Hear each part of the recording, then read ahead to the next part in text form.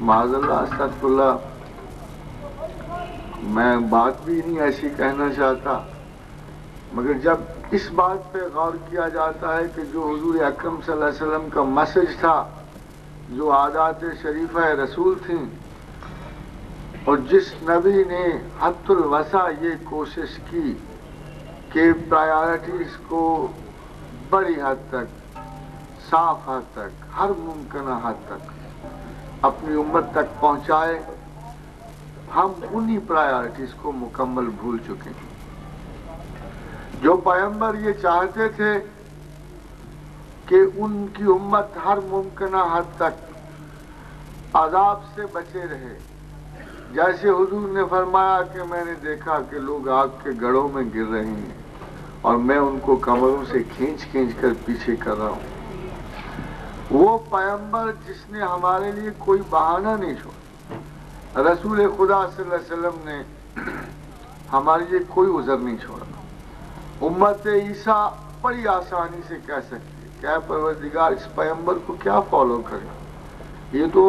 مردوں کو زندہ کرتا پھرتا ہے، یہ تو برس کے داغ مٹاتا ہے، ہم تو بہت کوشش کریں تو ہم میں یہ صفات نہیں ہے۔ قوم موسیٰ کہہ سکتی ہے کہ ہم اپنے پیغمبر کو کیا فالو کریں، ہمارے پاس تو کوئی ید بیضا نہیں، ہماری لاٹھی تو نہیں اژدہا بن سکتی، مگر ایسی کوئی غیر برئی مثال حضور اکرم صلی اللہ علیہ وسلم نے نہیں چھوڑی۔ ان کے معجزات بھی انتہائی معتدل، نارمل اور انسانی ذہن انہیں قبول کرتا ہے۔ پھر ایسے پیغمبر کے لیے علمی وجاہت کا ہونا بڑا ضروری ہے۔ وہ کائنات میں ایک ایسا عالم تھا جسے خدا نے خود پڑھایا تھا،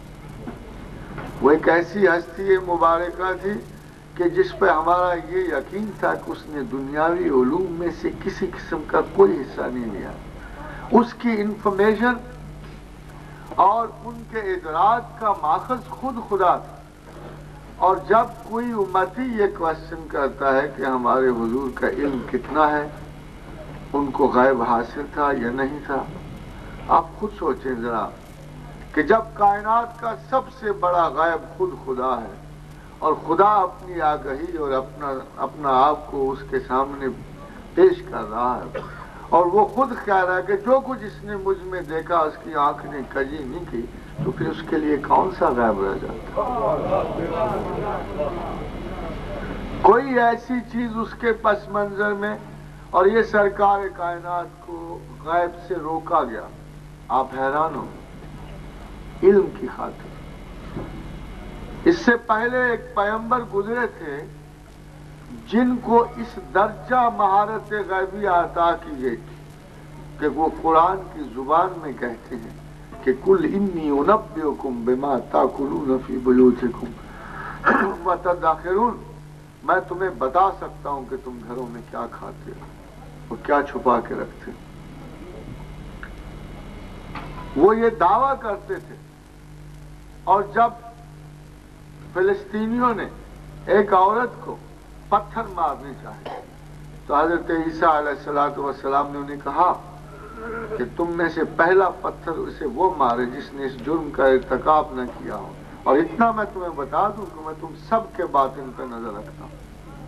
اور وہ تمام لوگ بھاگے، مگر بڑے افسوس کی بات، our prophet was not born for this۔ وہ معجزات کے لیے پیدا نہیں ہوئے، ہمیشہ کے لیے معجزہ تمام کر دیا گیا، اور سب سے بڑا معجزہ علم قرار دیا گیا، اور سب سے بڑا عالم محمد رسول اللہ کو قرار دیا، اور سب سے بڑی کتاب علم قرآن حکیم قرار دیا۔ بڑے افسوس کی بات ہے کہ ہم آج زلف و رخسار کے قصائد پڑھتے ہوئے سنت علمیہ کو متروک کر دیتے ہیں، اور جتنی احتیاط ہمارے پیغمبر علیہ السلام نے،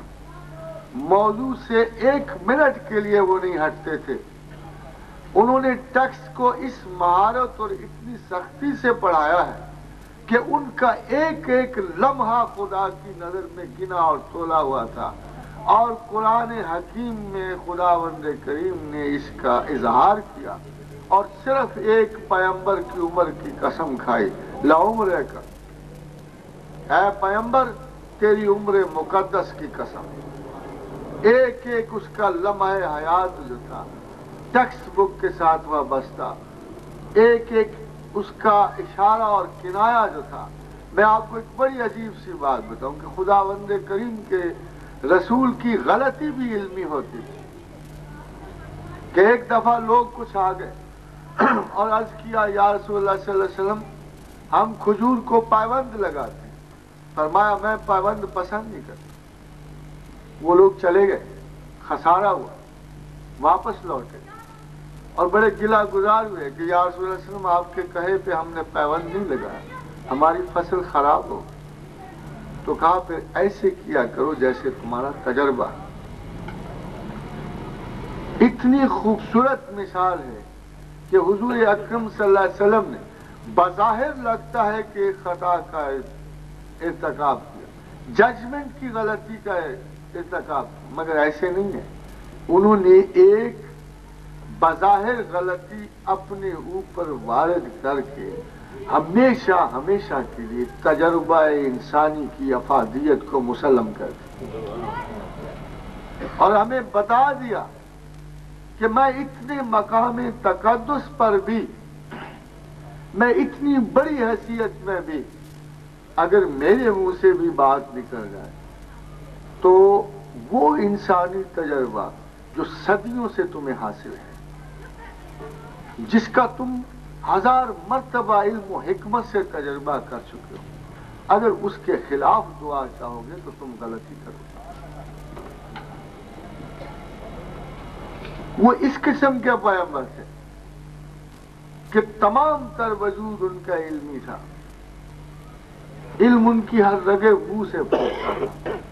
سائیکالوجی آف دی پروفٹ پہ آج تک کوئی کتاب نہیں لکھی، the intentions of the deeds of prophet پر، مگر آپ یقین جانیں کہ تہذیب ایسے سکھانا، اور اتنا بڑا استاد تھا کہ حافظ ابن قیم کا آپ کو ایک واقعہ سناتا ہوں کہ ان کے استاد و مرشد آ گئے تو حافظ ابن قیم کہتے ہیں کہ میں نے نئے کپڑے پہنے، غسل کیا، سرما لگایا، اپنے سر پہ امامہ باندھا، آئینے میں دیکھا، 2 قدم چلا، شبے میں پڑا کہ پتہ نہیں حیثیت متوازن ہے کہ نہیں، دوبارہ پلٹا، پھر آئینے میں دیکھا، پھر دروازے تک گیا۔ تو جب دروازے تک گیا تو میرے دل نے مجھ سے ایک سوال کیا کہ ابن قیم آج اگر رسول اللہ صلی اللہ علیہ وسلم زندہ ہوتے تو کیا اسی اہتمام سے ان کے حضور میں جاتے؟ تو میرے دل نے قسم کھا کے کہا کہ قطعاً نہیں، میں جس حال میں ہوتا چلا جاتا۔ تو جتنا کمتر درجے کا استاد ہے اس کے مینرزم میں اضافہ ہوتا ہے، مگر جتنا بڑا استاد ہوگا اس کے ظرف میں اتنا اضافہ ہو جاتا ہے کہ وہ کافر ہو، بدکار ہو، کم ہو، برا ہو، اس تک پہنچنے میں اس کا احساس یہ کہتا ہے کہ he is capable of attaining me. He is capable of, you see, having a good faith about me. اسی لیے حضور اکرم صلی اللہ علیہ وسلم کو بھی خوشگمانی اتنی پسند تھی کہ جب ایک بدو نے سوال کیا رسول اکرم صلی اللہ علیہ وسلم سے کیا پروردگار کے رسول قیامت میں حساب کون لے گا؟ فرمایا اللہ خود۔ وہ ہنسا اور چل دیا۔ تو حضور نے اس کے پیچھے آدمی بھیجے کہ بھلا کیا عجیب بات ہوئی، ہنسا کیوں؟ یہ کون سی بات تھی جس پہ یہ ہنسا؟ تو اسے بلایا گیا تو حضور نے پوچھا تو ہنسا کیوں؟ تو فرمایا یا رسول اللہ صلی اللہ علیہ وسلم ہم نے زندگی میں دیکھا ہے کہ جب کوئی عالی ظرف حساب لیتا ہے تو نرمی سے لیتا ہے، اور خدا سے بڑا عالی ظرف کون ہوگا؟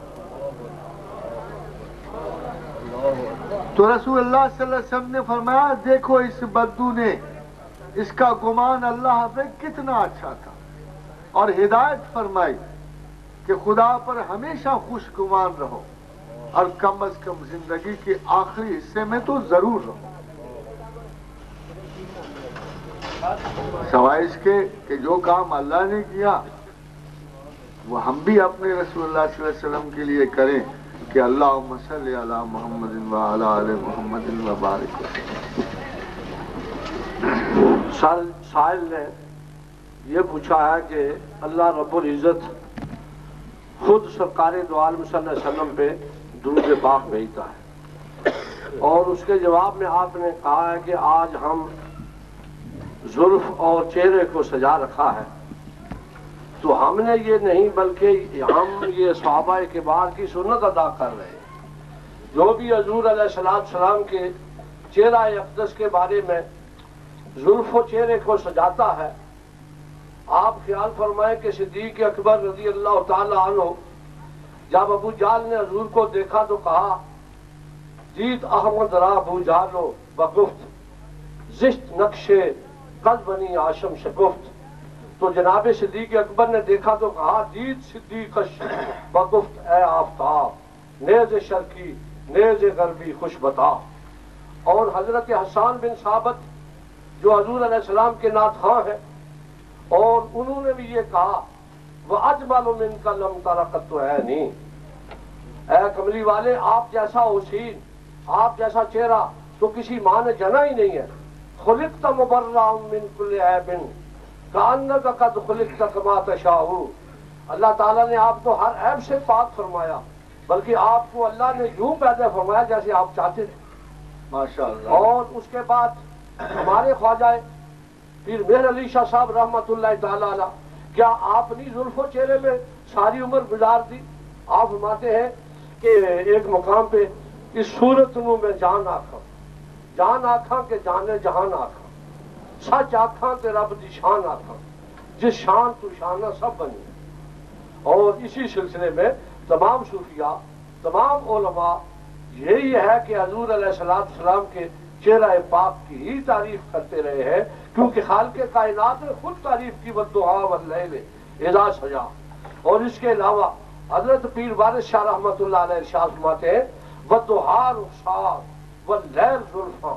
یعنی حضور علیہ السلام کے اس چہرہ کی جس کے آپ نے فرمایا کہ ہماری قوم نے اسی کو سجا رکھا ہے، یہ سنت صحابہ ہے، یہ سنت کبریا ہے، یہ سنت صوفیاء ہے کہ سرکار دو عالم صلی اللہ علیہ وسلم کے چہرہ پاک کی تعریف کرنا، حضور کی زلف محمد کی صفت و ثنا کرنا۔ بھائی صاحب جتنے لوگوں نے بھی رسول اکرم صلی اللہ علیہ وسلم کی تعریف فرمائی، اور سب سے بہتر تعریف تو اس عورت نے فرمائی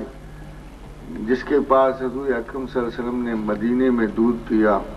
مدینے کے راستے میں، اس سے بہتر تو کسی نے تعریف نہیں فرمائی۔ میں دراصل آپ سے یہ عرض کر رہا تھا کہ ایک مقام رسالت اور ایک مقام ذات ہے رسول اللہ صلی اللہ علیہ وسلم کا۔ یہ جتنے لوگوں نے بھی تعریف فرمائی ہے، اگر ان کو آپ دوبارہ، جن لوگوں کا آپ نے ذکر کیا ہے دوبارہ گنی، تو آپ کو محسوس ہوگا کہ ان اصحاب خیر نے حضور کے پیغام پر بھی مکمل آگہی پا لی تھی، اور ان لوگوں نے خدا کے لیے اور رسول اللہ علیہ وسلم کی سنت کی مطابقت کرتے ہوئے اپنی پوری زندگی تجدید تھی۔ ان کا تو یہ واقعی حق بنتا ہے کہ یہ رسول اللہ صلی اللہ علیہ وسلم کی ظاہری تعریف بھی کریں اور ان کے باطنی مراتب کی بھی تعریف کریں۔ میرا گلہ مولوی صاحب ان لوگوں سے تھا کہ جو تمام تر تعلیم سے بے بہرا، جن کو کچھ پتا بھی نہیں ہوتا، اور وہ صرف ایک ہی کام جانتے ہیں، کیا خالی، میں سمجھتا ہوں کہ مجھے یقین ہے کہ خالی نعت پڑھنے کا بھی بہت ثواب ہوگا، مگر ایک بڑے استاد کے لیے کتنی خوف کی بات ہے کہ اس کے میسج کا تو کوئی احترام نہ کیا جائے اور اس کی تعریف پہ زندگی گزار دی جائے۔ میں یہ عرض کر رہا تھا کہ آج ہمیں یہ سنسیریٹی بھی چاہیے کہ جہاں وہ تعریف آپ کر رہے ہیں، دراصل اس سے بڑا کام یہ ہے کہ جو اللہ کے رسول لائے اور جو انہوں نے ہمارے لیے پیغام چھوڑا، اور سب سے بڑا پیغام جس کی وجہ سے یہ آج کی نشست ہے کہ انہوں نے ہی ہمیں بتایا کہ God is the top priority, Allah ترجیح اول ہے۔